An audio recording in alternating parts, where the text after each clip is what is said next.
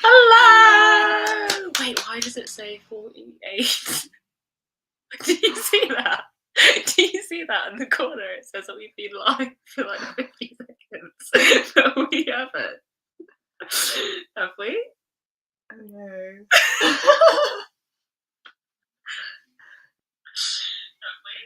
Wait, I'm so confused. I can't. Oh no, it didn't. Okay, It didn't. yeah. That was so stressful.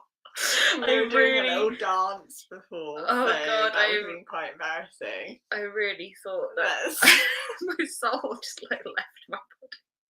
I don't know why the timer is so wrong. Talking about souls leaving bodies. That is literally the worst segue I've ever heard in my entire life. This is the Briar Rose Book Club, and our March book is Gallant, and that's what we're going to be talking about today. By V E Schwab. By V E Schwab, yeah. Highly anticipated after her last sensation swept. I was going to say swapped, and I realised that wasn't a word. After her last book swept booktube, and that was The Invisible Life of Addie LaRue, which was an adult novel, big chunky novel, 500 pages, very beautiful writing, very poetic, very lyrical, historical fiction with some magic woven in. And I guess this is a similar vibe. It's a lot shorter, and it's showing off the sprayed edge as well. The spread.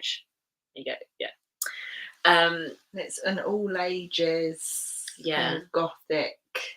She said it was all ages, but I do think it skews a little bit more towards middle grade / YA. Yeah. And because there's no sort of romance or anything that would age it up, I would say that it's probably middle grade. Yeah.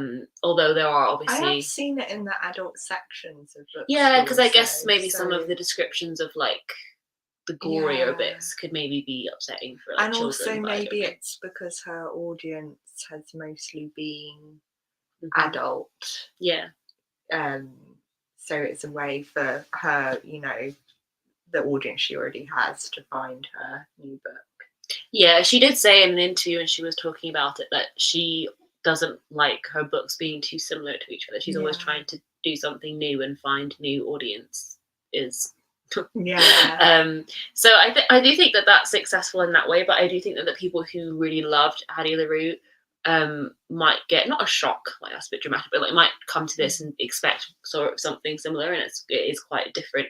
I would say the only thing that links them both is just the beauty of the writing, and that's something that we have picked up upon a lot in this discussion. And as we go through, you will have a lot of quotes from us because the writing in this book is just particularly stunning. And I think if you've been a reader of V E Schwab for a long time, her writing just gets better and better and better. So when I was a teenager, I read the Darker Shade of Magic series, which bears actually a few thematic similarities to this. That's about 4 different types of London that sit parallel to each other, and this boy who can travel between them. So this book also deals with thresholds and magical doors and all of that. Alternate realities. Yeah, but the writing in this I much preferred. It's a much less plot driven than this Shades of Magic series. That's very like there is plot happening, and obviously the writing is good, but like it's about the plot, whereas this is a lot more, I'd say, lyrical, a lot more evocative, beguiling, if you will. Oh, that would be a good reference, the house in the Beguiled. Didn't think of that, but obviously it's American. Yeah. We spent a long time procuring images for our slides. We were trying to think of like similar beautiful houses that we could include. But anyway, I think that brings us on to our slides, doesn't it? Yes. Yeah. Our famous slides. I love that we're known for our slides. There it is. Beautiful. I mean, that's just the intro slide, but still. So we thought the easiest way to structure this discussion, we usually do the sort of, you know, discussion questions, and obviously we open it up to the floor. There's 2 reasons why we're not doing that. The first one is that there's not that many questions. I think it's a pretty clear what the themes are and what is being communicated. And it's a very kind of structured book. Like each section is like the same kind of length, and there's like 6 sections, and it's kind of very helpful to kind of gather our thoughts in that same way to be able to talk about Yeah, it. so we've structured the discussion the way that the book is structured, because that makes the most sense to go through it chronologically and discuss each bit. And yeah, I'm excited because I think the beginning was definitely our favourite. So that's the one that probably we'll talk about in the most detail. I think we did this in Nights at the Circus as well. We had a really top-heavy discussion where we like waxed lyrical about the first bit, and then when it got to the end, we're like, and then it ended by.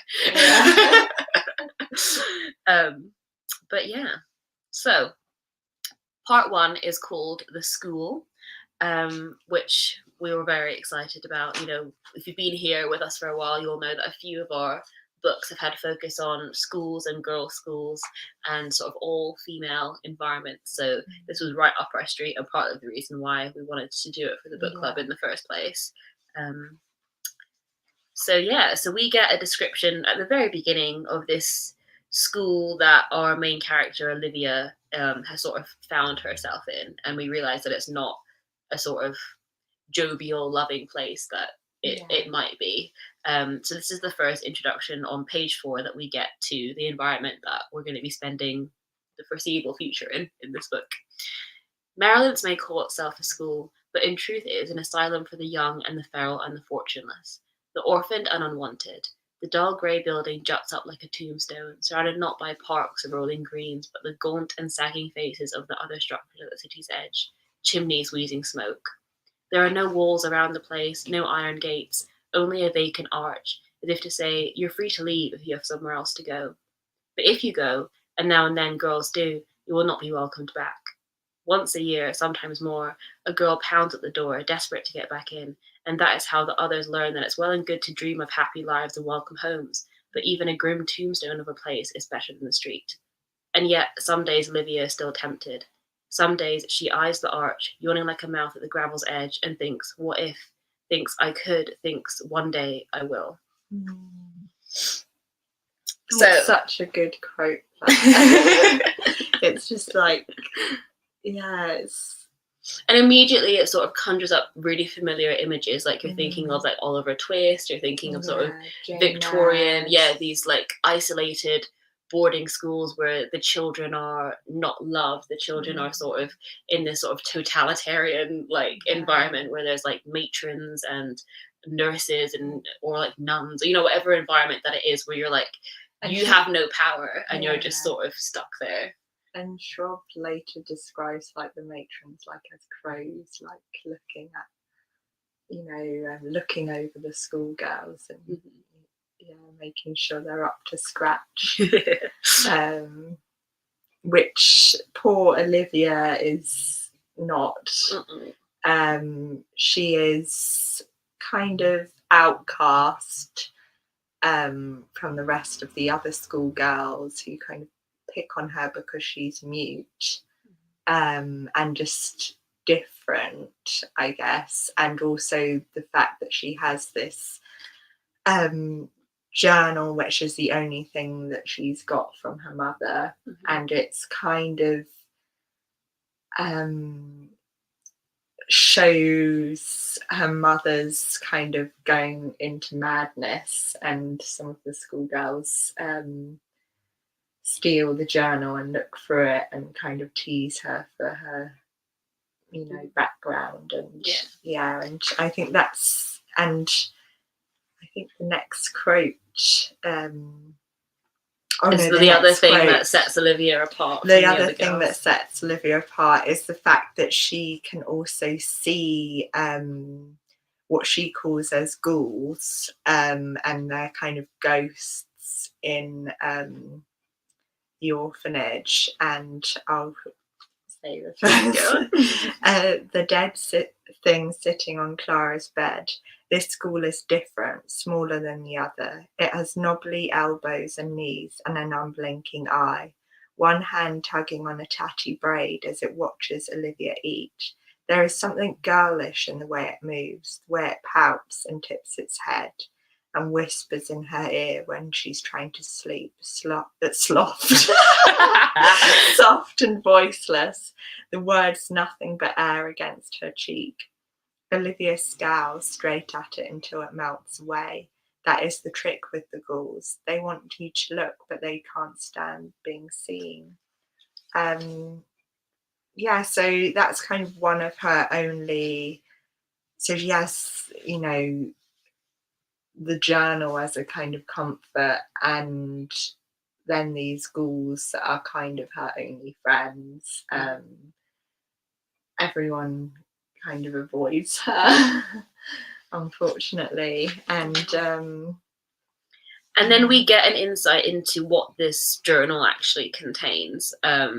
So it's page 13, if you would like to follow along. And we learn a little bit about Olivia's background and about her father as well, that we find out that he was ill before she was born, and that he presumably has died, and her mother too, but it's not yet confirmed what exactly happened to her mother. The journal is the only evidence that she has of either of them existing, you know. So this is the passage. He was ill. Her mother spoke of it, the way he seemed to wane as her belly waxed, some wasting sickness that stole him weeks before Olivia was born. And when he died, her mother fell. She broke. Her lovely words went jagged, and the writing came apart. Olivia doesn't like to linger on these pages, in part because they are the ramblings of a woman gone mad, and in part because she's forced to wonder if that madness is the kind of thing that lingers in the blood, if it sleeps inside her too, waiting to be woken. The writing eventually ends, replaced by nothing but a blank expanse, until, near the back, a final entry. A letter, addressed not to her father, living or dead, but to her. Olivia, Olivia, Olivia, her mother writes, the name unravelling across the page, and her gaze drifts over the ink-spotted paper, fingers tracing the tangled words, the lines drawn through abandoned text, as her mother fought to find her way through the thicket of her thoughts. It's a difficult thing to say, Bea. Thicket of her thoughts. But yeah, no, and I think that's kind of really interesting, and kind of what brings it into a kind of coming of age, her discovering her kind of past, and you know, in turn herself.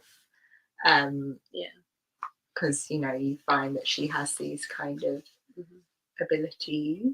Well, yeah, my brain was lighting up with all of these different reference points. Like, you get the introduction to Maryland, so your head's going like, oh, Oliver Twist, sort of Victorian, smoky London, and then you hear about the ghouls, and you're like, oh, Crimson Peak, you know, Bloody Chamber, all of these different gothic things, and then you hear about the Notebook, and you're thinking, oh, like Jane Eyre, like the Mad Woman in the Attic. There are so many different. It's almost like the journal feels like a kind of like, you know, like, which often comes up like a kind of primal scene, because she's like looking at this and she doesn't quite understand it until kind of she ages, and it you know,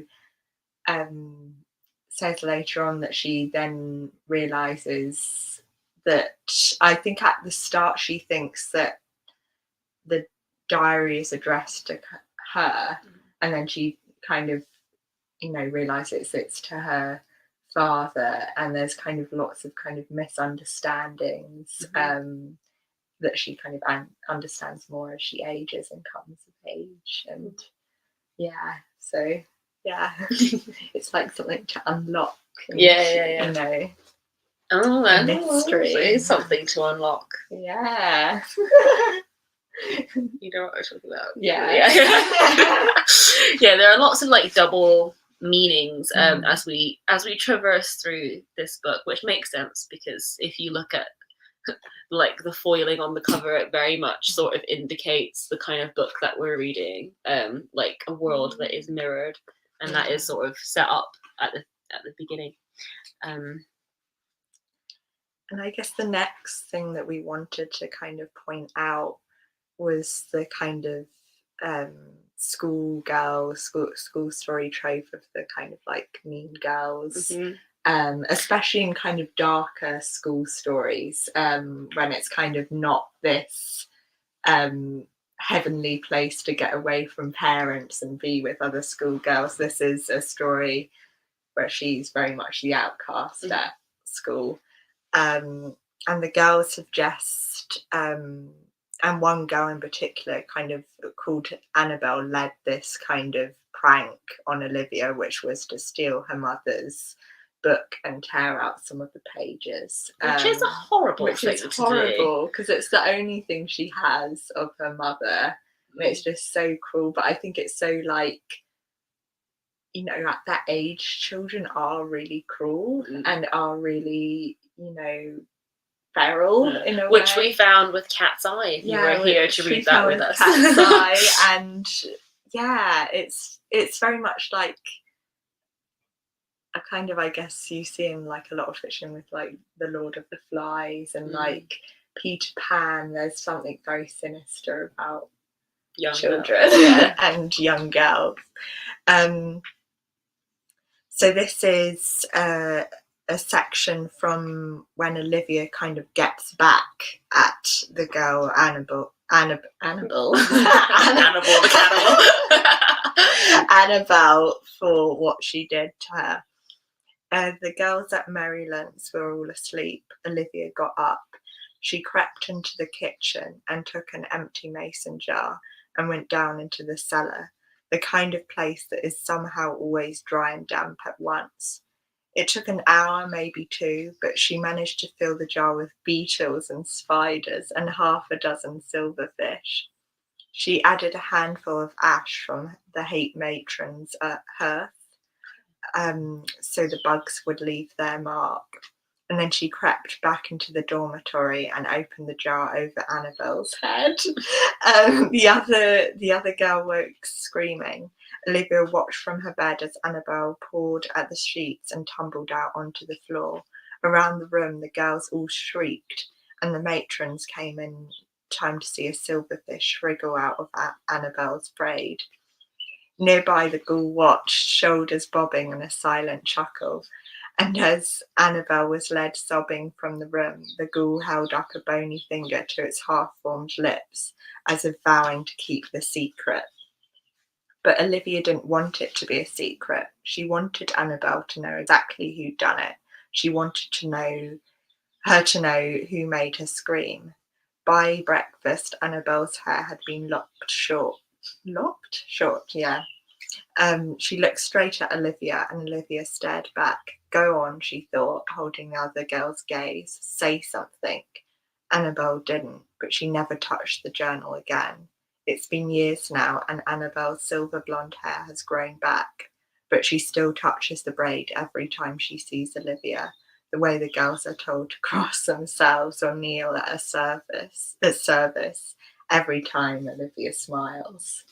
There's something quite creepy about it, and I think that's part of the reason why we love this section so much. It is because it plays into all those kind of tropes and kind of stories that we love. Yeah. You know, the kind of sinister thing, you know, fighting and kind of between schoolgirls, and the way that they're like sequestered from the outside world, and all of the girls are forgotten, and they're all sort of hiding this pain of obviously not having family and not having anywhere else to be, and the only people they have to take it out on is each other. Yeah, and they're all kind of, I mean, that happens a lot in, you know, like stories with, you know, mean girls at kind of orphanages, or you know, at schools where their parents have kind of sent them away because they don't really want them around, and it's like everyone's got the same kind of end hardship, I guess, but then they're all teasing each other for what they have, the hardship they have too. And also I think because in a lot of these situations the staff are borderline abusive, it's like the only way that the girls can feel any sense of power is by picking on someone who's less powerful than them, which is only the other girls. There's nobody else that they have really. And Olivia thinks that, you know, she's alone in the world. This godforsaken place is the only place that she'll ever know until she's sort of chucked out when she like comes of age. But then a letter arrives. Would you like to read us the letter, Beatrice? Oh yeah. Yeah, so here's the mysterious letter that arrives, and she's kind of brought into the matron's office, and I think she's just stolen something from one of the teachers, some treats or something, so she thinks she's in for it, and thinks, oh god, what's going to happen to me? And then she gets this good surprise that is a hope for her to basically leave. So she gets this letter, which is, I confess I do not know exactly where you are. I have sent these letters to every corner of the country. May this be the one that finds you. Here is what I know. When you were born, your mother was not well. She took you and fled from us, pursued by delusions of danger. I fear that she is dead and can only hope that you still live. You must think of yourself abandoned, but it is not so. It has never been so. You are wanted, you are needed, you belong with us. Come home, dear niece. We cannot wait to welcome you, your uncle Arthur Prior. And right off the bat, are we not suspicious? Well, it's exactly what she wants to hear, isn't it? Yeah. I mean, we know that she wants to get out, she wants to have a family and everything. So it speaks to all those. And this is the bit to me that screams Coraline. Yeah. It's like she's, Coraline, it's slightly different because Coraline has a family, but she's frustrated with not getting enough attention. And then suddenly she discovers this other world, and it's like all her prayers are answered. It's parents that are attentive to her. It's a world that's beautiful and exciting, and she has a friend who isn't annoying, and it's just this exact thing that like just made me think, oh, that's suspicious. So like, all her wishes have come true. And I think the tagline for not the book but the film of Coraline is like, be careful what you wish for and all of that. So as soon as this letter arrives, I'm like, that's suspicious. Going on. And this letter comes from Gallant, and we realize that Gallant is the name of the house where this letter has come from and where her family is residing.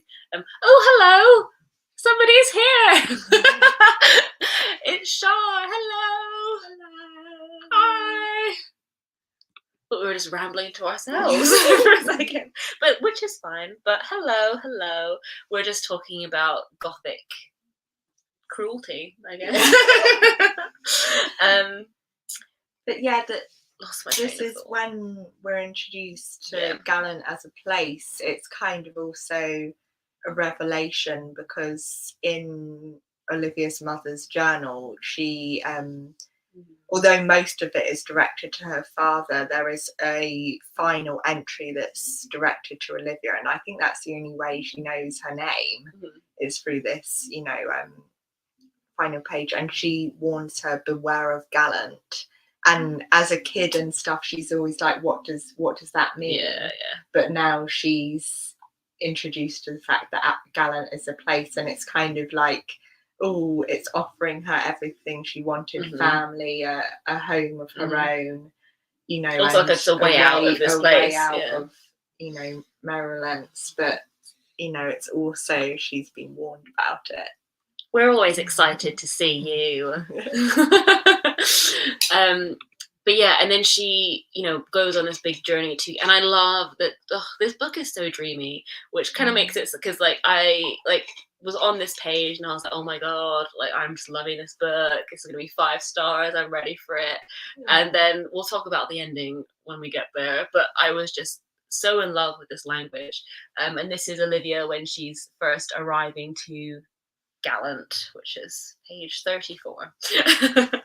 Her heart begins to race as the car trundles forward down the lane. I fucked up already.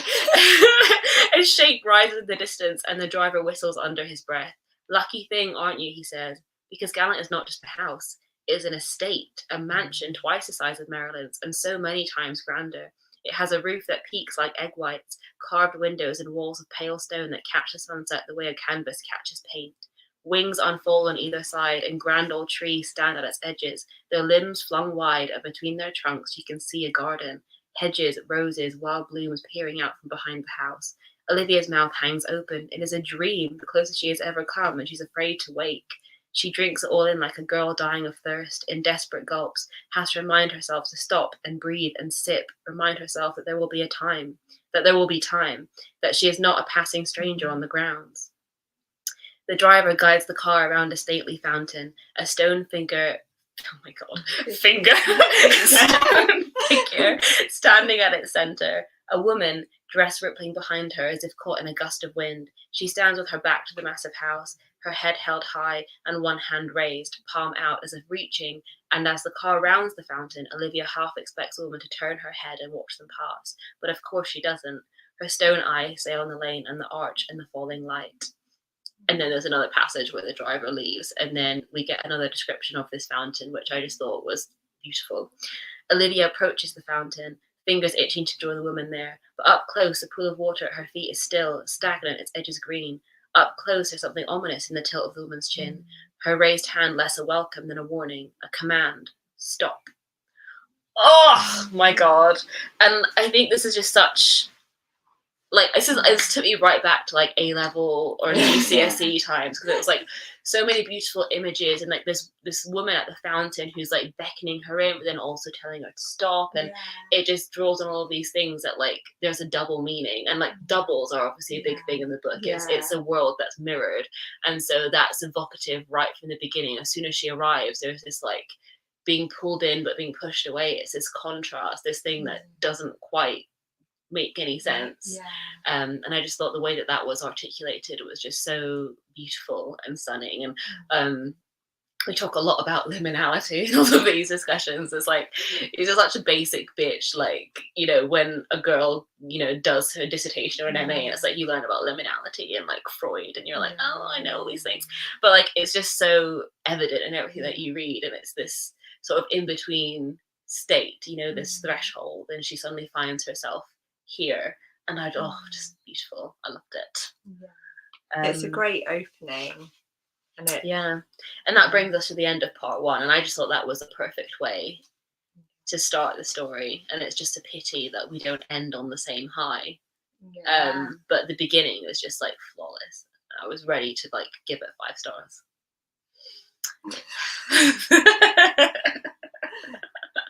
Poor Anna. I know, because I haven't had a 5-star read this year. I've read, I think it's 17 or 18 books. I think 17.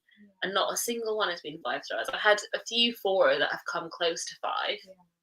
But then not quite.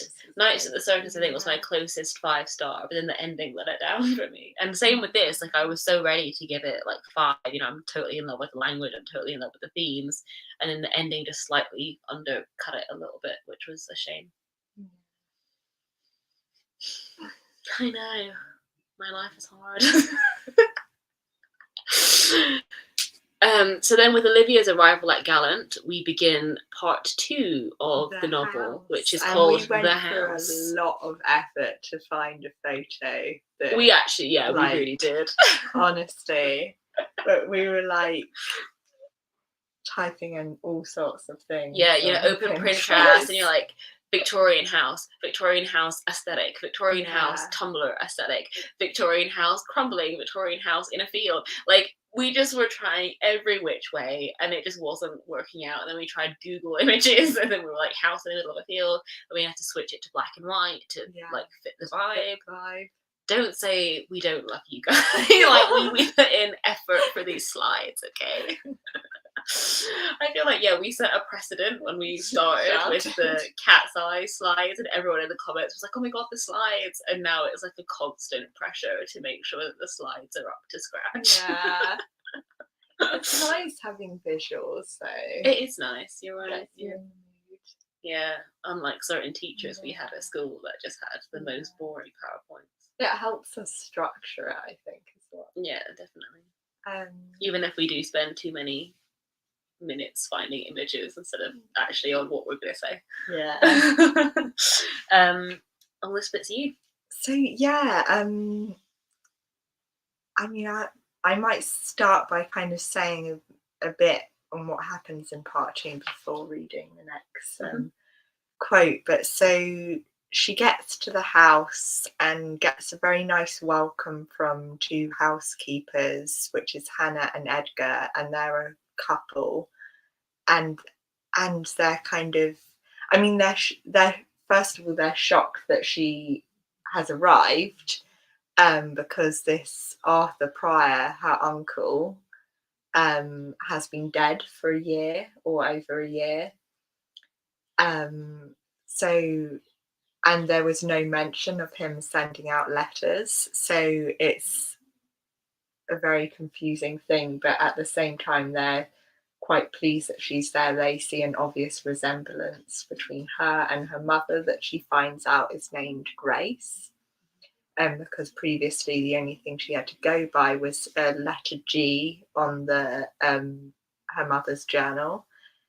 Which I guess she assumed stood for Gallant, but doesn't. So doesn't. And well, she was kind of going through a list of potential names her mother could have had, and so and she arrives and meets these two, and although they're very surprised, they're quite welcoming to her. And then she meets her cousin Matthew, who's very against her staying there. And Hannah and Edgar kind of have to fight her to say, look, it's really dark, the cab's left, like they're in the middle of nowhere. She doesn't know where she is. And so Matthews kind of gives in and says, okay, she can stay the night, but she's got to leave tomorrow. And Olivia's just very confused because she's like, why? Yeah. Why have I been sent here? Who, why was this letter sent? And who sent it? Did it get lost in the post? And was it legitimately from Arthur? And if not, then who? And if not, then who? So that's the kind of premise of like the second part of the book.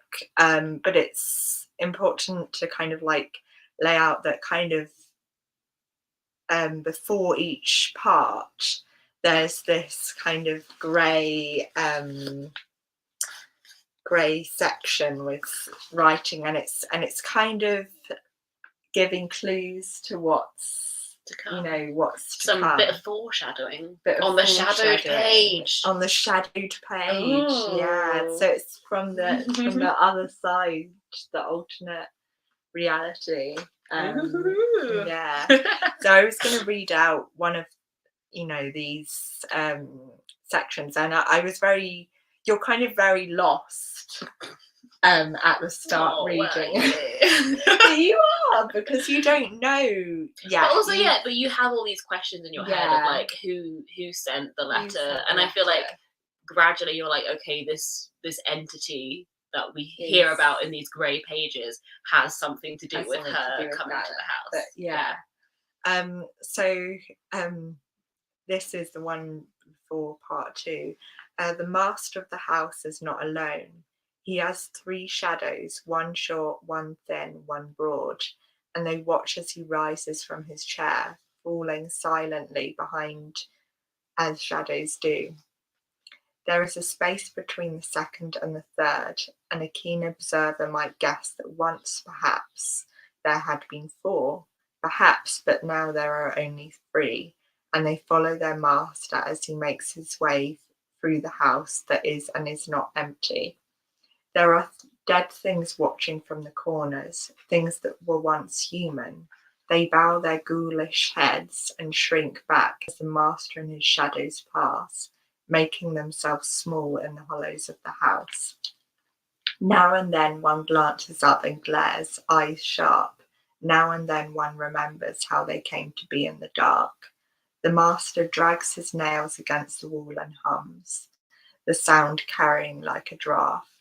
There are other noises. The wind outside whispers through the tattered curtains, and a piece of plaster cracks and crumbles free, and the whole place seems to groan and tilt and sink. But the ghouls are silent, and the shadows cannot speak. So his is the only voice that carries through the house.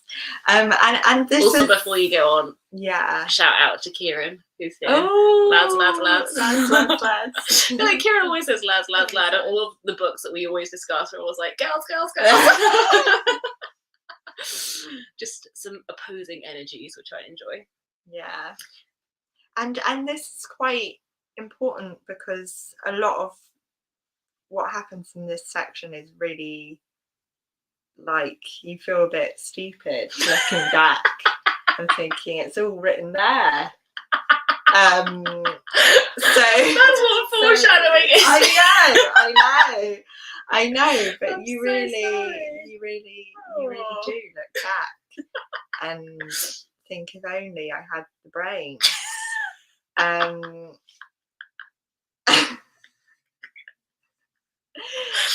For instance, one kind of hint is the fact that the shadows cannot speak. Yeah. And there's the fact that Olivia is mute. Yeah. And that potentially her father is of this other world. Well, yeah, and I think, you know, we know that Olivia can see ghouls and no one else can. So I think, you know, when it's brought into question, like who, you know, she knows who her mother was, like her mother went crazy, and also that I like that line again, and we get it in the first part when Olivia's reading the journal, where like as her mother's belly waxed, her father seemed to wane like a ghost, right? And then he sort of like gets this what she calls wasting sickness. And again, so he is this sort of ephemeral presence, and so I do think it is suggested that, like, yeah, you know, that he was of a ghoul, like, of some other world, of something else. He wasn't human, and that's why Olivia is different. She doesn't speak, and she, you know, can see the ghouls, and like she's othered, you know. And I, to be honest, that's the criticism that a lot of people have of V E Schwab's protagonist, is that she always writes about girls that are not like other girls. But the thing is that I understand when it's just like a normal person who's not like other girls, like that's an irritating trope. But oftentimes they're not like other girls because they have magic or abilities. I'm like, that's fair enough. Like, they are genuinely not like other girls. So I mean, I mean, I guess you can say that. I mean, I think it's a different thing, like the kind of, you know, like a lot of people, pixie dream girl type that's not the other girls, and girls that genuinely feel outcast. And that's a theme that she always talks about writing about. I've seen her in interviews before, and she talks about, like, if she had to draw a theme throughout her book, she writes about people that are different, people that are outcasts, and people that want to find a way to be seen. And that is basically the whole crux of what Addie LaRue is about. And again, Olivia is someone on the outside who's lost, who's fighting to be found. And I think that's a constant theme throughout her books. So it does make sense that you do start with this archetype of like the othered, the different, and it's not necessarily pretentious because that's just the truth of what the story is. But I people do criticize her a lot for that, which I never understood. I'm not gonna lie to you. But yeah, you so say that about pretty much any other. They're often about outcasts. Yeah, because it's relatable. Everyone goes through feelings of not feeling like they belong somewhere, or like even if they are in a certain place, wanting to break out of that into something else. Also, in lots of ways, authors are, you know, outsiders looking in and writing about, and observing. Observing. So it makes sense why that would be such a big theme. Anyway, leave her alone, guys.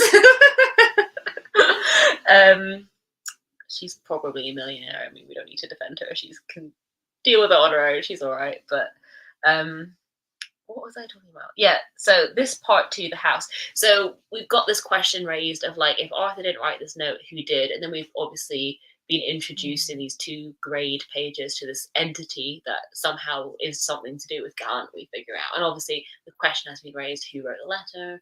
Did this entity write the letter? Are they responsible for her coming to the house? And who is this man? Who is he that we affectionately call Slender Daddy? No, he is Slender Granddaddy. But we didn't know that at the time. Yeah, at the time one thought maybe that's this Olivia's man, dad. maybe this man, sinister man, is her father. Yeah. So we called him Slender Daddy, but he's not. He's not Slender Daddy. Slender Granddaddy. Well, that's a bit of a spoiler, but I assume if you're here, you've read it. So anyway, so in this section, Olivia obviously is trying to find out more about her mother. She arrives. The staff have recognized her, that she has a likeness to her mother. So she's like probing for questions, which is obviously difficult because she can't speak. So she's communicating to Edgar, who does know some sign language, and she's also trying to, like, she writes things down and tries to get Matthew, but Matthew can't read, so it's quite difficult. He's a useless boy. And so she also keeps seeing the ghouls, and that's a really big thing, is that she thinks that she thought maybe they were just tied to Maryland because that was a creepy as shit place. But now that she's at Gallant, she's seeing ghouls, and then Hannah shows Olivia a portrait of her mother, and then she clocks it.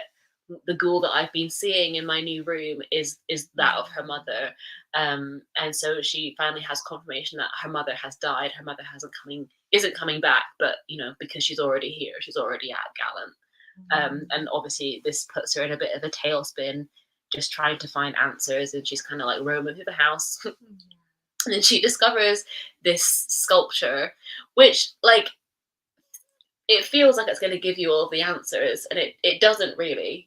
But it is sort of the sculpture that's alluded to on the foiling of this special edition, and which also is the two houses and the on orbs. The inside kind of cover. Inside of the cover. But yeah, this is the description that we get of this sort of structure that Olivia stumbles upon. There on top is a strange metal sculpture, two houses set within concentric rings. Not just any house, but two small replicas of Gallant. They perch on either side, facing each other at the center of the curving frame. Metal rings surround each house, and more surround the two together. Olivia cannot help herself. She lifts her fingertip to the outer ring and gives it the slightest push, and the whole thing trips into motion. She holds her breath, afraid that at any second it will topple and crash to the floor. But it's as if it were designed to move. The two houses turn like dancers, sliding away and then coming back to face each other. Each follows its own arc, each the center of its own small orbit. She watches, mesmerized, studying the steady revolution until it slows. The houses move through the orbits until one last time. The houses move through their orbits one last time, and Lydia reaches out again to stop the motion as they come to face each other. She leans closer. It's strange, but from this angle, the rings between them look almost like a wall. So and I thought at this point that maybe like the sculpture was kind of related to kind of opening the door. Yeah, and like because there is a gate and a wall at the property, but it's a very strange wall. It's a wall that's like in the middle of a field, so you can just kind of walk around it. So it seems like a bit of a pointless wall. And then realise it's not a pointless wall at all. So I found that quite interesting. We were talking about this kind of metal sculpture, and obviously it's like a beautiful kind of visual, but at the time I thought it might be more relevant to how they open the door or the gate, and that maybe at this point she's done something to kind of open it and unleash something. So at this point we have a few swirling plates in the air. We've got the confirmation that her mother is dead, that her ghoul, her ghost, is at Gallant. We have this strange sculpture that seems to connote another Gallant and the threshold between the two, and she draws a link between that and the wall that exists at the side of the property. And then just Matthew in general being very standoffish about giving her answers. And that sort of brings us to part 3, which is called Things Unsaid. Quote, is there another quote? There is another quote. Oh no! Well, go on then. That's about the wall, and how. Maybe that's part 3. Yes. That is so embarrassing. That is embarrassing because I was so proud of my little segue. I was like, I've summarised it, and that brings us to part 3. And you were like, no. It does indeed bring us to part 3, ladies and gents, and those who don't conform to either. Right.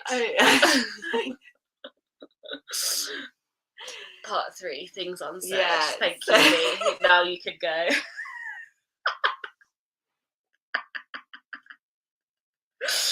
Yeah, so we're on to part 3. We are. And talking about the wall, Ooh. Olivia's helping. Well, kind of Matthew kind of lets her help out in the garden, but he's kind of also like, why are you still here? And she's like, please let me stay.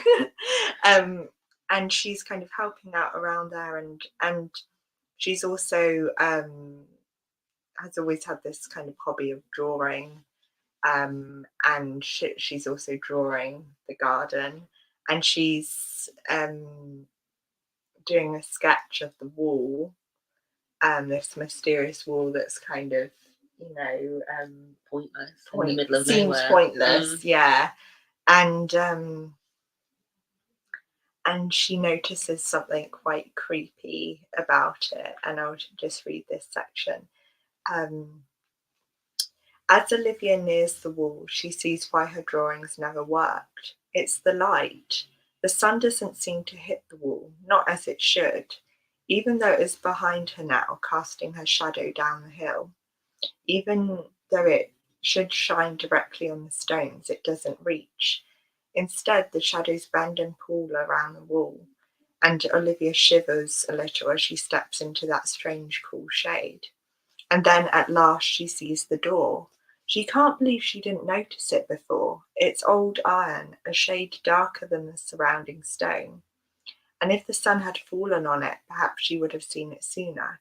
Still, now that she has seen it, she cannot imagine thinking the wall was solid stone. The gate, she thinks, reaching out to touch the door, shocked to feel how cold the metal is. There is a small handle, sculpted like an ivy runner. When she tries it, it's locked. Damn. She crouches for a keyhole, but there's none. How strange. And there's also, Matthew always says there's something beyond the wall. And it's kind of, I love that kind of description. I haven't seen that in a long, long time. So I mean, where my Stardust fans at. But it's quite I love that description of it, because it's just so kind of that kind of uncanny valley, like something's not quite right here, like it's not adding up. But she previously couldn't kind of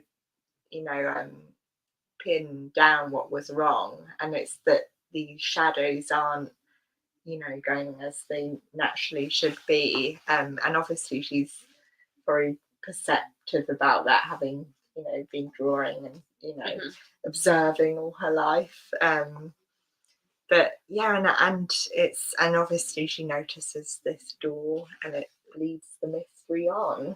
It does indeed. Yeah. Well, we have another discovery in this section as well. That of a second journal.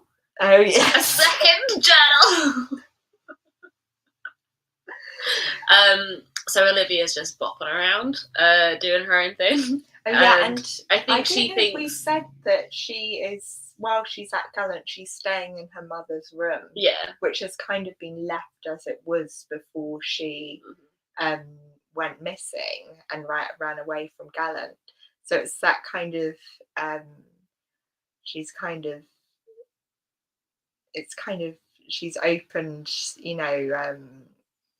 a kind of the door to a tomb, kind of, and is just looking through her old things, and she finds another journal. Yeah. And this is what I call her mother's sane journal. So the one that Olivia's had her whole life is the one where it's kind of fractured thoughts. She's definitely going crazy. She's suffering the loss of Olivia's father, and is scratching all these warnings about stay away from Gallant. Whereas this other journal that Olivia finds, and obviously she opens it and recognizes her mother's handwriting immediately, is a lot more measured, and it's the time before Olivia's mother, Grace, met Olivia's father, and she's writing about just her general life at Gallant, and then we suddenly get this revelation that Olivia's mother goes beyond the wall, and that's where she meets Olivia's father, is on the other side. She says she meets death. Yeah, I was getting to that. I'm sorry, I stole your thunder. Yeah, I think that was it. Oh yeah, no, sorry. At the end of part 3, like, she has another revelation because Olivia's a bit slow. She's not, but she realizes that within her mother's journals there's been writings and drawings, and she always thought that her mother had done the drawings because Olivia draws as well, and she, I guess, figures that that was just a family thing. But then she pieces together that the journal is how her mother and father communicated. So Grace would write something in the journal and slip it beyond the wall, and then the father would respond, but he would respond with drawings, not words. So then we get in the book, in V E Schwab's book, not the journal, we get the book in full, we get the journal in full, we get the drawings on one page, and the drawing. Grace is writing on the other. So Olivia realizes that the drawings are her father's and the writing is her mother's, and that's how they communicated beyond the wall and like fell in love. Yeah. Yeah. And that brings us on to part 4. Yes, I say nervously. It is. You're correct. Thank you for the reassurance. I'm sorry I doubted you. Yeah, so this is part 4, Beyond the Wall, and it's pretty self-explanatory. Yeah, she's gone beyond the wall. Yeah, so she and this is quite like, we found this a bit kind of confusing when she went over the wall, because there's all this bit about how she realizes that I can't remember which journal it is, whether it's the original one or the one she's just found, has a kind of lock It's system the that goes scores, into the scores yeah, in the cover. Can be a kind of lock in the door. A key in the door. Yeah. A key in the lock. Yeah. So between us, we got there. Yeah. We're like one half the whole brain, and when we're together, it's our full capacity, which is not much. Not much. No. Yeah. So she tries to use it to get through. She has the kind of, oh my gosh, I'm a genius. The key. Yeah. And then it just drops through the crack in the door. So then she goes round the wall, because obviously you can go around the wall, it's falling apart. She goes round and she can see her like book on the other side, and she goes to it and it's all fine and dandy at first, and then suddenly it kind of transforms into this other place, other dimension. And so I think she like picks it up and then turns round, and when she turns around, she realizes that the wall isn't there anymore. Well, it's there, but she's in the other Gallant, the kind of mirror image of Gallant, which is grey, which is all grey, and everything's kind of dead and decaying and very sinister. And I was going to read out a section of when she first goes on the other side, and it's all very creepy. So all around her, wilted flowers droop on thin, stiff stems. Roses look as if a single breath would send the petals scattering, and branches stand bare, save for leaves that look as though they died in place, all of it brittle, wasted. A fragile rose leans into her path, and Olivia brushes her fingertips across the petals, expecting them to crack and crumble. Instead, she feels a sudden prickle in her hand, like the promise of pain the instant a knife slips and cuts, the moment before you bleed. She jerks back, studying her fingertips, but there is no wound, only a strange chill creeping across her skin. She shivers and shakes out her hand, and then she sees the plant she touched, no longer dead but blooming, wild. New blossoms force their way up and out, a season's growth in a matter of moments. Olivia watches, stunned, torn torn between the urge to flee and the longing to run her hands all over the other flowers, just to watch them grow. Only two things stop her: the cold that lingers on her skin and the way the rose leans forward as if reaching, hungry. I just love it, that kind of like botanical gothic kind of, the, you know, vampiric like flowers that are, you know, kind of have a mind of their own and kind of searching for, and how it's all kind of, this place is like a kind of body, and it's, you know, in itself kind of somehow linked to the man, and you know, it's all these like roots, and you know, thorns are like his veins, and it's just waiting for something living to come in. Very much how suck the life out of. In Coraline, the whole world is an extension of the other mother. The other mother, yeah. And I love that. It's such a small moment, but when they're all having dinner, and then it starts to rain, and then the beam of lightning looks like her hand. Yeah. Oh, such a good moment of like set design. Not even set design, I don't know what it is, or what you would say, but like just a visual moment where, like, you know, you kind of, the more you see the film, you're like, oh, obvious.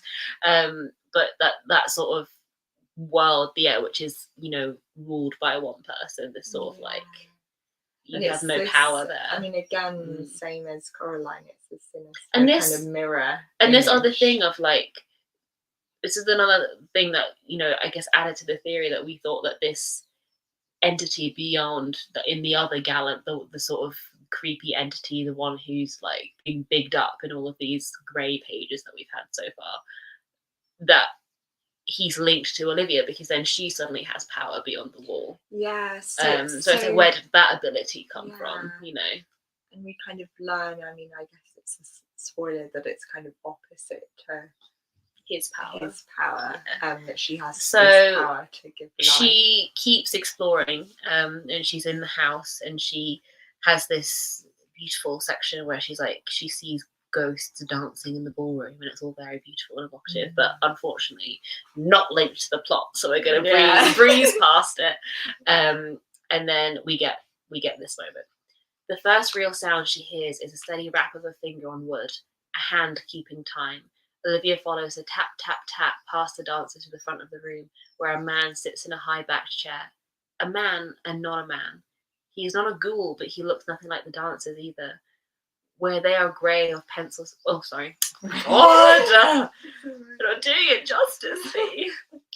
Where they are the grey of pencil sketches, he is drawn in ink, dressed in a high-collared coat, his hair the black of wet soil, his skin the off-white of ashes gone cold, and his eyes are the flat and milky white of death. Of death! Of death! And it's, you know, another thing, you know, the way he's described is often kind of how Olivia describes her mirror image, you know, that she has kind of charcoal hair, and, you know, and it's... See, I don't know why Victoria did this to us. I feel like it would have been so much better if the death was her father, rather than, I think it's just like one of his minions is her father. One of his minions that turns. I think the kind of explanation that we get is that, obviously linking back to the grey page that I read out about the master of the house has 3 shadows, but there used to be 4. Which was Olivia's father. Who then like runs away with. Olivia's he was mother. the first shadow that the master made, and apparently as time goes on, the shadows become more and more their own person, and as that happened, basically the father's shadow grew good and wanted to get out of this other Gallant, and also fell in love with Grace. And why we call the master the slender granddaddy is because technically all of the shadows are made from the master. So he's kind of... And also when oh god, it's so confused. Well, it's not confused. Well, it's when the Olivia's dad, the first shadow, when he runs away, doesn't Slender Granddaddy put one of his teeth in him or Yeah, they're something all that he parts can, that yeah, he that he shaves can part like, of so, them but off that's how he to- can like not track him, but like Yeah. there's a sort of, because there's a bit in Olivia's mother's diary where she's like, I worry that it's not my eyes watching you sleep, and so she knows that like the master can sort of see them, and they have a link to them still, even though they've escaped Gallant And physically. she But gets like, rid of his yeah, tooth. yeah. So when the father sort of floofs into non-existence, the tooth is the only part left behind, and she realizes that that's part of death, and that's how he was able to sort of keep tabs on them and also know that Olivia exists, and that she's part of him. And then the mother destroys that tooth to sort of break his link So to the them. master has a hole in his mouth. Yeah. He gets very annoyed about it. Yeah, I mean, wouldn't you? Yeah. So that sort of, I hope that made any kind of sense. Yeah. I guess if you read it, you probably understand what we're on about, but if you haven't, you might be a bit lost. I do think that some parts of the story, I feel like, I mean, maybe it's that Schwab wanted to not make it too obvious. But I'm also like, it might have been more interesting and less kind of complicated, because that seems like the kind of more interesting direction. And also then if Olivia is related to Death, and he's obviously like sort of big villain in the big finale that is coming, wouldn't it be interesting of like, well, Olivia's always wanted family, but then which family will she pick? The good side of Gallant, or the other side with her father, where she has this power, you know? That would have been interesting, I feel, maybe if there was some, but there's never any conflict in her. She's always loyal to Matthew and Emma, and I mean, it Hannah and Edgar, not Emma. There's a section where which reminded me of that bit in, you know, like Harry Potter, and Voldemort in the Philosopher's Stone, where Voldemort's like showing the kind of image of Harry's parents, like in the mirror, and saying, "Oh, if you come to my side, you can have the parents, you can have this," and that's what the master does nearing the end of the book, is that kind of tries to lure her to that side where he can use her powers and, you know, have her kind of working for him, so he's even more powerful with his power combined with hers, and lures her with the fact that he will be able to conjure her parents back. And she's, like you say, it's very like, there's not much, you know, she ponders it for like a second, paragraph, and then chooses the good side, which don't know. Were you a bit disappointed with that decision? I think it would have been interesting if there was more of a conflict. If like her father was Death and she was trying to figure out on what side, you know, why should she have allegiance to Matthew? He's been a dick this whole time, you know. But in her head, she's always like, no, that's the side where I belong. Which I get it, but also, why not the fun evil side? It'd be nice if there was more of a sort of conflict, and then the final crux of the novel could be not about Thomas, but about Olivia, and like, what side is she going to pick? Where does her allegiance lie? Yeah, I mean, where is she going to find home? I also kind of think that, by the way, Thomas, who we've not mentioned because he's not relevant, is Matthew's younger brother, who like has died, and then we'll get to him in a minute. No, it's not a spoiler. Anyway, we have it in this section. Yeah. But I was, what was I going to say? Slipped out just so I was telling you off.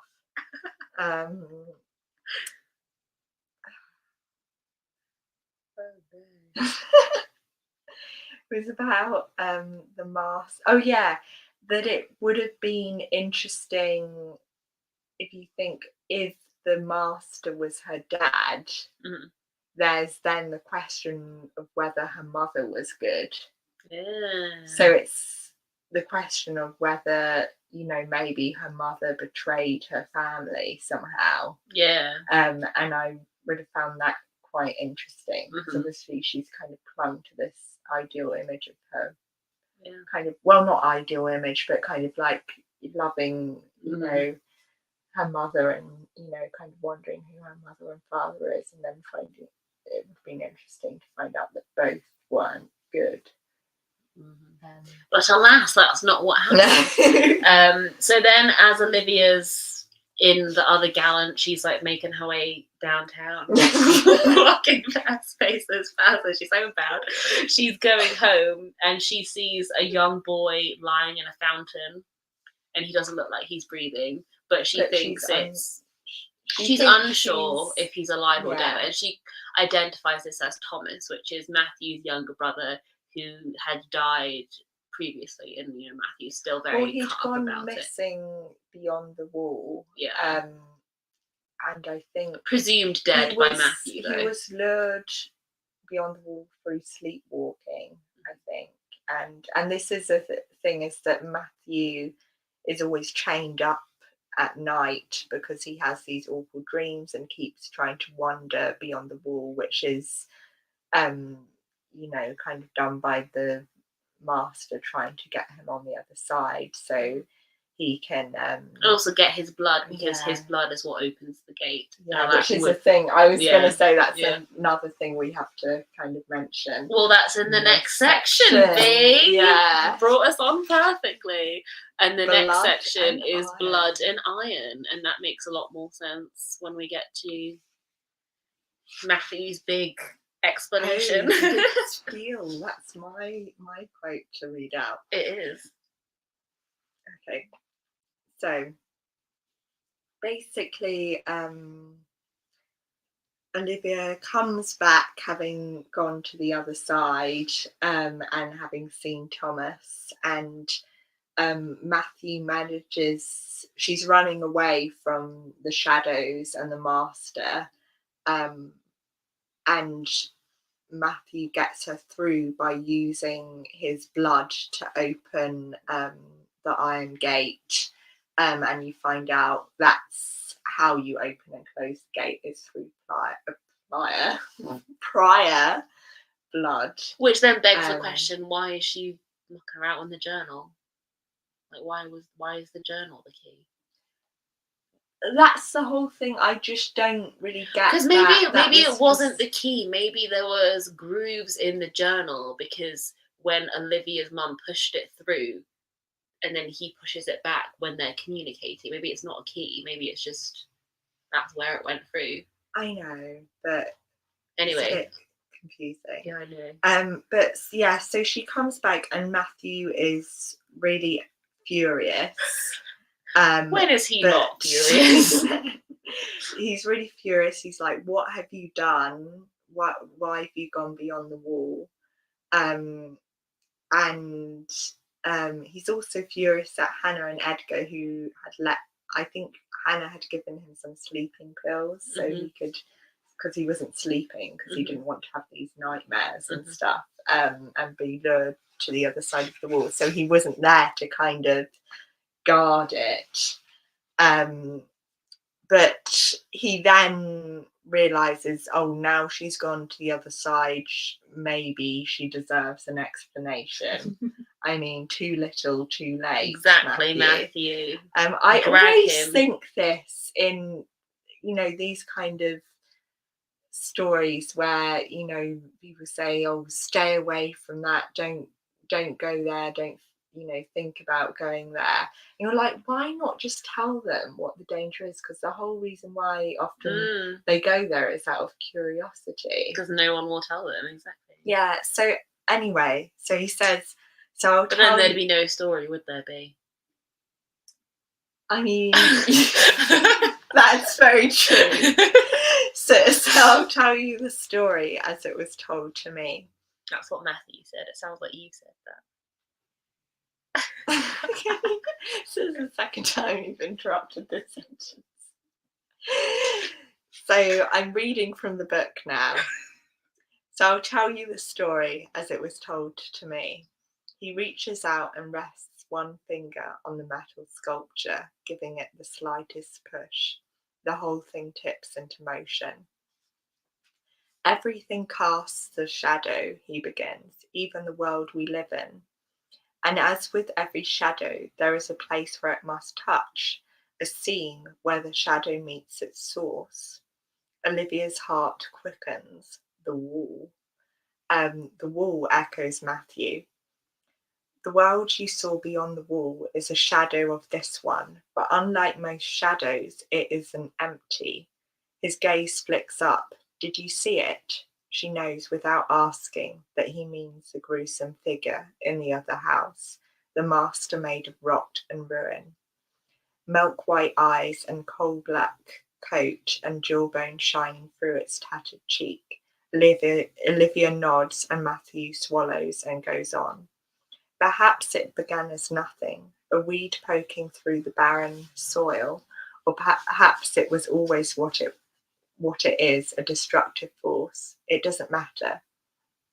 At some point, the thing in the dark grew hungry. It realised that it was living in the shadow of the world, and it wanted out. Matthew keeps his gaze on the sculpture as he speaks, and Olivia too finds herself drawn to the revolving houses, the rhythm of them as they turn away and come together. And then it continues. Yeah. Some people are repelled by darkness, others are drawn to it, to the static crackle of power in a place, to the hum of magic or the presence of the dead. They can see these forces straining the world like ink in water. Our family was like that. I told you Gallant wasn't built by Priors. The house was already here, empty and waiting, and the Priors came. They felt called to the house, and when they arrived, they saw the wall for what it was, a threshold, a line between. Yeah, so it's... Thanks for that, Matthew. You could have done with that 200 pages ago. Yeah, I mean, definitely. Yeah. And also, yeah, so there's this, obviously, you get an answer to who the kind of master is and what the kind of shadow world is. And it reminded me a bit of like the Jordan Peele, like Us, the shadow, and like them living in darkness and wanting more. To go, change and swap over. Yeah. But obviously you have to kind of lure someone out from the so the what opens the gate is prior blood, and so Matthew describes the line of their family as being like keepers at the gate.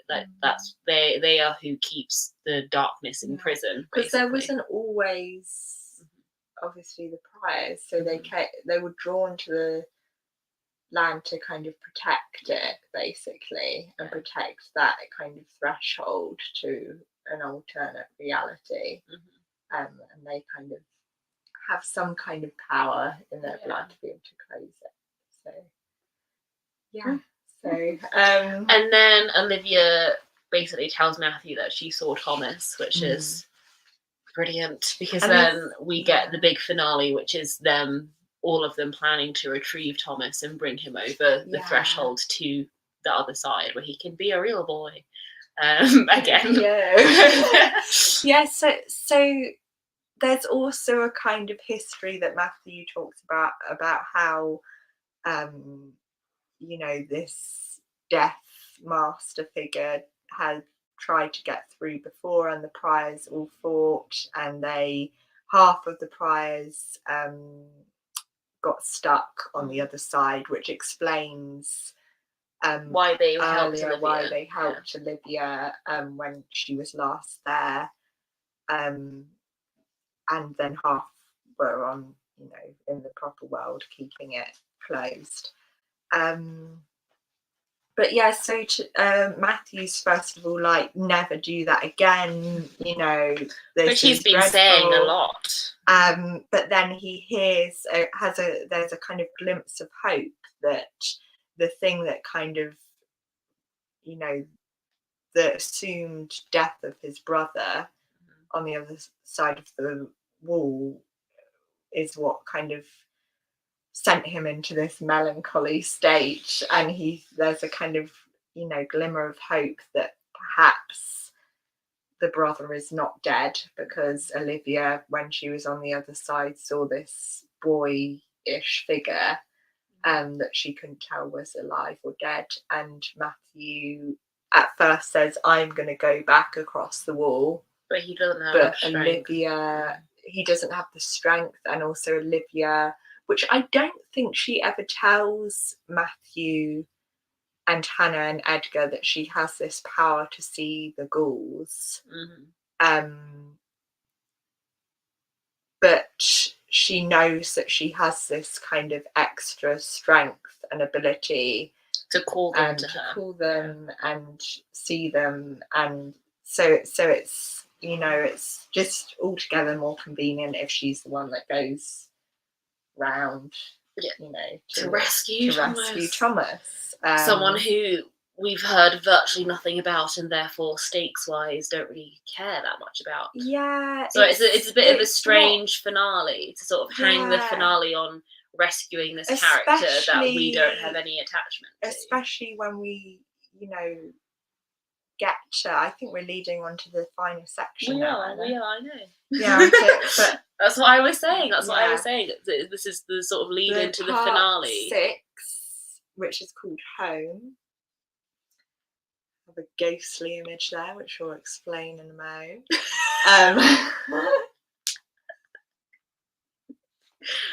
Sorry, it's just funny the way you say things.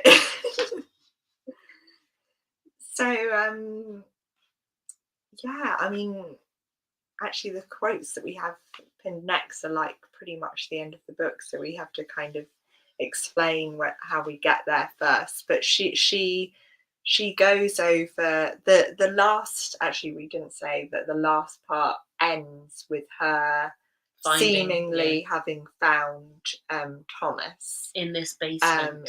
Basement, and a lot of the on the other side, not just in the house, because that would be embarrassing if you were just in the basement of their own house the whole time. That would be very embarrassing. But so she so in the final part, it's her then with Thomas, or this thing that seemingly is Thomas. They try, and it's Olivia and Thomas trying to get back through to the other side, and Matthew's waiting there with his bloody hand ready to open the gate to let them through.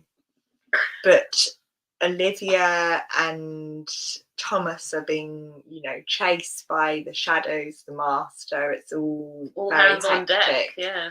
And when she gets to the door, Matthew unlocks it and says, "That's not my brother." It's the master trying to trick, and find his way into the other world through. And at this point, Thomas is like gripping her arm and won't let go. And she's like, creepy, and she's like, "Oh no!" But they managed to shoo Thomas away. I've forgotten how, but I don't remember.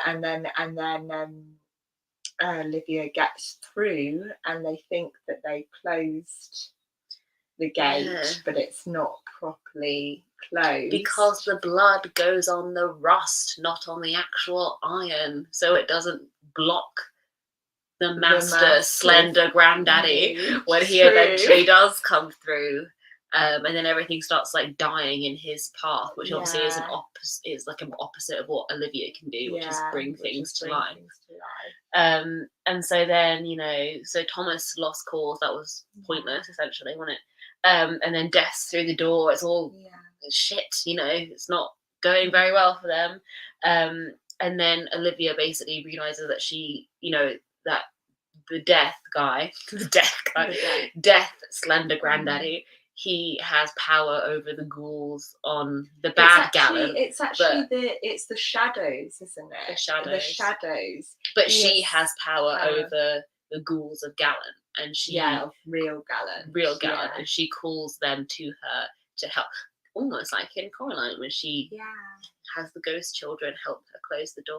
So and they eventually get him back on the other side, shoved him over, but unfortunately in all these events Matthew has got seriously injured and dies. He does die. So it's very sad because he's they're kind of just beginning to form a kind of relationship because he's kind of lowering his walls, and then he's died kind of for no reason, because obviously Thomas wasn't there. Thomas was dead, and so it ends with Olivia then kind of taking over Matthew's reign of having this horrible responsibility, being the prior at the gate. To be the prior at the gate. And there's a kind of quote in the epilogue. In the epilogue, yes. There are only dreams, she tells herself every time she wakes, and dreams can never hurt you. That's what her mother said. Of course she knows it isn't true. Dreams can make you hurt yourself. Dreams can make you do so many things if you're not careful. She has yet to wake and find herself beyond the bed, but she keeps the soft leather cuffs tucked beneath the mattress in case one day she needs them. And she is not alone. Hannah locks the doors each night. Edgar checks the shutters, and her mother's ghoul sits at the foot of her bed, eyes trained on the dark. So it's actually a really sad ending, is that she's kind of come to, obviously she went from the school and then she comes to this place she thinks home, and then she's kind of not really welcomed by Matthew, and she sees that he's in a terrible state. He's having these nightmares, having to be chained up for some reason she doesn't know, and then she finds out it's because he keeps kind of being lured to death basically, and he's having to be this kind of keeper of the wall, and it basically ends with her knowing that that's going to be her for the rest of her life, and until she can't take it anymore. So it's a sad ending, and there is one kind of, it's a beautiful kind of last few paragraphs that you'll read in a second. I guess a preface to that is that throughout her life she's always kind of wanted to learn the piano, and there's a piano at Gallant, and Matthew kind of had been playing it and maybe beginning to show her, to teach her, and it ends with Matthew. So this is the last image and how the book ends. The light in the room begins to thin, and out of the corner of her eye she sees it. The ghoul is half there, half not, but she can fill in the missing pieces from memory. The furrowed brow, the messy curls, the eyes once fever bright. The ghoul draws forward, lowering itself onto the bench beside her. As badly as she wants to turn and look, she doesn't. She keeps her gaze down and waits, and after a few moments it bows its half there head and brings its spectral fingers to the keys. They hover there, waiting for her to follow. Like this, it seems to say, and she places her hands just like he showed her and begins haltingly to play. That ends with Matthew teaching her the piano, which is a sad ending, but I do like that. I like that epilogue, and I think it is really beautiful the way that sort of Olivia has a home, but she also has this crushing responsibility now, and it is this sort of very sad, very melancholic gothic image. But I was disappointed with the finale and the way that the focus was on Thomas, the seemingly irrelevant character, and not on Olivia herself choosing an allegiance, choosing a family, finding a home at Gallant. And then also Matthew sort of dying needlessly, but then I quite like the fact that she is then left alone with just her and her responsibility, and also Hannah and Edgar are there as well to help. But it is a sort of bittersweet ending, because like I said, I absolutely fell in love with the first half of the novel. To me it was a marriage of Crimson Peak and Coraline, two pieces of storytelling that I absolutely adore in every single way. Crimson Peak is this old wonderful manor, and it's got ghosts and ghouls and blood and gore, and it's beautiful. And then Caroline is obviously, discovering another world, having all your prayers answered, finding a family that you think is perfect, and then that being a cover for something much more sinister. And Gallant very much is a marriage, I think, of those two things. I just was upset that the ending was a little bit disappointing. Yeah, it's kind of, when we see the ending, it's kind of like, and I did think it's too easy as well. Yeah, it's kind of like the second to last quarter of the novel, which brings it down. Because we said, like, I like the idea of the ending with kind of Matthew's ghost teaching her, and it's a very creepy kind of gothic image, but beautiful image, and it makes sense as well. Like, she starts her life in the shadows with the ghouls, and she ends with the shadows and the ghouls, but in a very different context. At least she's closer to her mother at Gallant, and she has some semblance of family in Hannah and Edgar. So it is, in a way, she's in a better place at the end than when she began, but she knows the truth about herself. It's not a kind of happy ending. So it's quite, there's that kind of like gothic ending. Bleakness, yeah. But it's just the kind of, I just thought some, parts were just quite muddled, like that Thomas was kind of like, I alive feel like, and then not alive. I feel like there should have been something maybe more to draw her back. There wasn't kind of enough kind of plot development there, and kind of reasoning why, So I think I would have preferred, like, instead of going back for Thomas, if she was just sort of called by death, or if it was, or like she slept. Oh yeah, if it was so her it was father, like, and he lured her out of Gallant, and that was the big finale. I think that would have been like, it would have been interesting if maybe she finds out that it's her father that at the end of the first time going there, and then wants to go back to kind of have that kind of like choosing whether to stay or not. I don't know, and maybe at some point she's tricked into thinking he's good, and I don't know, like it's just, but it wasn't her father, and it wasn't the way the story went. It was not. It was not the way the cookie crumbled. Yeah.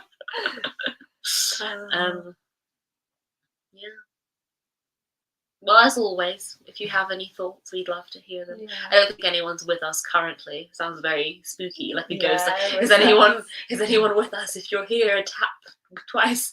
But as always, if you're watching this after we've recorded it, you can like leave a comment in the comments. You obviously won't show up on like the live stream, but we'll still read them. And we'd love to hear anyone's thoughts on this one, because it was quite an interesting experience for me, like reading it, because I absolutely loved Annie LaRue. So as soon as this was coming out, I pre-ordered it because I was like, more gothic stuff. But the ending was a disappointment. But I think all in all, like, I would still say that I loved the book, and I would definitely recommend it to people that are fans of the gothic and also fans of Victoria Schwab and her writing. And so now we turn our attention, very excitingly, to not only next month, but the next 3 months. And it's not even next month, it's actually this month. But details are here. Hey! I scrolled and heard it here first. Yeah, I scrolled and there was so anticlimactic. I was expecting something to happen, but it didn't. Anyway, so our April book, and I realize it's already the 20th, but we promised this one, the Penelope Ad with Margaret Atwood, is a baby one. It's only 200. It's only 200, 190 pages. And it flows I've started reading, and it flows very quickly, and I'm really enjoying it so far. I have not yet started it, but I will read it. An important thing to say is that why we picked this is because it kind of draws back to this month is 1 year since we started Briar Book Club, and our first book was Cat's Eye, another Margaret Atwood, and we thought it would be nice to celebrate 1 year of Briar Book Club. It's crazy saying that. It's gone by so fast. I know. But we thought it would be good to celebrate with another Margaret Atwood. And since we loved Cat's Eye so much. Yeah, since it was one of our favourites from last year. And also because this is a retelling of the Odyssey. And another book that we read last year was Pandora's Jar, which was the Greek myths, but through the lenses of women who had been like overlooked and just cast aside because men be like that. That was another one of our top from last year. Yeah, so this is like a marriage of the two. It's Margaret Atwood, but then also women in the Greek myths. So we just thought this would be right up our street, like so far up our street, it's like in your nose, you know? Yeah. Like, it's like couldn't make a more perfect choice for us. So I'm very excited to get to this one this month, and we hope that you read it with us too. That's how book clubs work. And do you want to say a little bit about our May book? So that was your choice. Our May book, which is my birthday month, so I don't know, can I have the choice for May? Is Girls Against God, and it's by Yenny Bao. I think that's how you pronounce her name. Who is also a musician. So that's quite interesting. You can listen to her music while reading the book. And it's I think it's a kind of creepy, I think there's kind of multiple, it's not a collection of short stories, but I think there's multiple different characters and stories that kind of tie together, and it's of this kind of town and creepy things going on. I think there's part of it involves schoolgirls in the woods or something. But yeah, so it sounds really good, and I've seen it a lot on TikTok.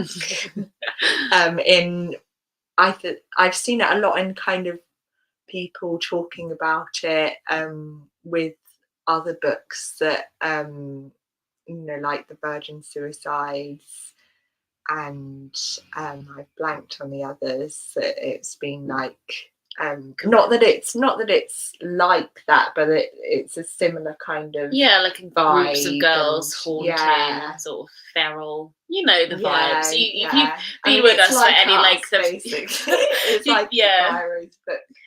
If you trust our taste, you know what you're getting when you open it. So I think it's it looks like a really interesting book, and then June was also your choice. Was also my choice. Slacking. Anna chose the Penelope ad. I did. And you chose this Gallant. I did. Yeah. So I've done the last two, so you've done the next two. Yeah. So in June we want to do Octavia Butler's Fledgling. I'm so excited. Which is a vampire girl story. So and I think we both really wanted to read some of Octavia Butler's I've wanted books, to read Kindred for literally 7 years. And maybe we'll end up doing that too. Yeah, probably. But so I'm so excited. And I feel like both of us have had a resurgence in our love for vampires in the last year, because in the lead up to Batman, I think both of us watched a lot of Twilight. And then when Robert Pattinson's Batman came out, we took Bee's Edward Cullen Barbie doll with us to view the Batman. And I think we both, I wrote about Twilight in my dissertation about how we were all too mean back then, and actually it's sort of, it was seen as like the feminist thing to critique Twilight back in the day, because it was like Bella was a bad role model, but actually the sort of hatred of Twilight was sort of directly because of the fact it was a female fantasy and it was unapologetic about being that. So in a way, you sort of have to move past the feminist thing to then become even more feminist by saying we shouldn't trash Twilight, because why is it a bad thing? Like, lots of young girls enjoyed this thing, people hardly ever say it about, that's a bad role model for boys. Yeah, if you look at It's always franchises like the very Fast and the Furious. Yeah. infantilizing. Yeah, like that, if you take you people know. take their sons to go and see like Fast and the Furious and like Transformers, and they're not worried about their kids going out and crashing a car. Like you take your daughter to see Twilight and something like, oh, that's a bad, that's a bad influence, and you shouldn't be taking your children to see that. What about the children? Well, it's all about innocence, and that those things are linked. But anyway, so we've been very much in our sort of Twilight era again at age 24. So I'm not there yet, Anna. You will be by the time you will be by June. So we're back in our vampire era, and we really hope you can join us. Do that. So we hope you've enjoyed this month's Briar Book Club. Anna sporting her 5 Seconds of Summer tour t-shirt. I don't know why that's relevant. Look at it. It is relevant, Anna. How? It's all that it's boy bands, girls, and at some point I'm sure we'll do a book that's about boy bands. Oh please, and girls. That would be so good. So maybe we could do fangirls. Oh, fangirls, yeah, we've not fangirls around. But this potentially. Oh, shiny. And also there's Kill the Boy Band, which I've read, but I don't mind rereading. Anyway, we'll have these discussions. To see, it's like seeing how the sausage gets made, isn't it? Like you don't need to see all of that. We'll discuss that off air.